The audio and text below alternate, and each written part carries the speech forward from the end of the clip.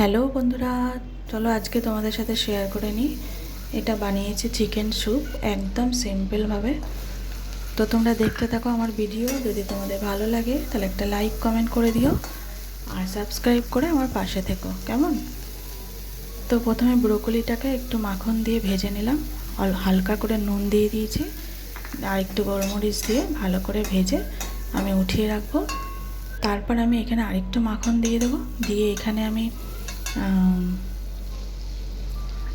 একটু পেঁয়াজকে ভেজে নেব।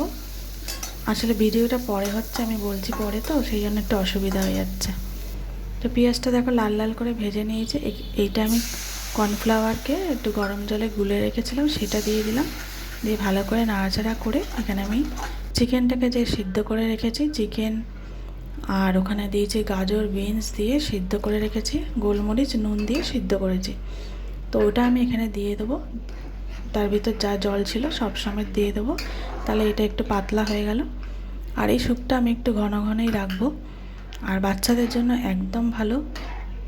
আর একদম হালকা মশলা দিয়ে বানিয়েছি, সেই জন্য বাচ্চারা খেতে পারবে।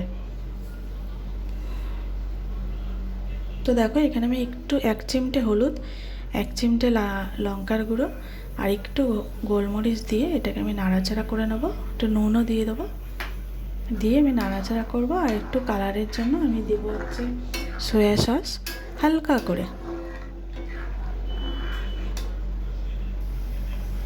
তো দেখো একদম ফুটে উঠেছে।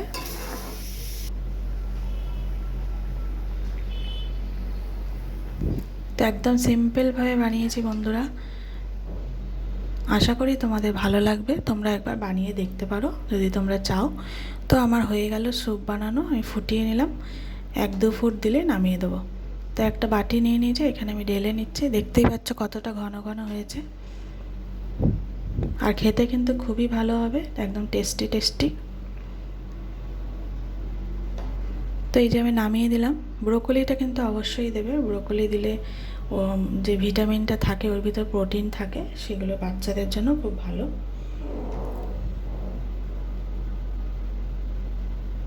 তো দেখো হয়ে গেল আমার স্যুপ।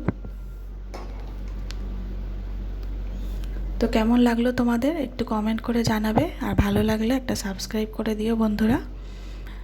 স্যুপটা নামিয়ে দিয়েছি, তোমরা চাইলে একটু মাখন দিতে পারো। আমি এখানে একটু চিজ দিলাম, চিজটাকে একটু গ্রেট করে এখানে দিয়ে দিলাম, আর চারিদিকে একটু গোলমরিচ দিয়ে দেবো।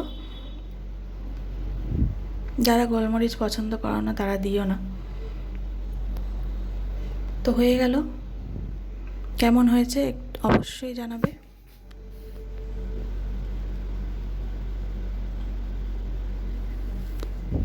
তো আমার ভিডিও তোমাদের কেমন লাগে সেটা কিন্তু কমেন্ট করে জানাবে।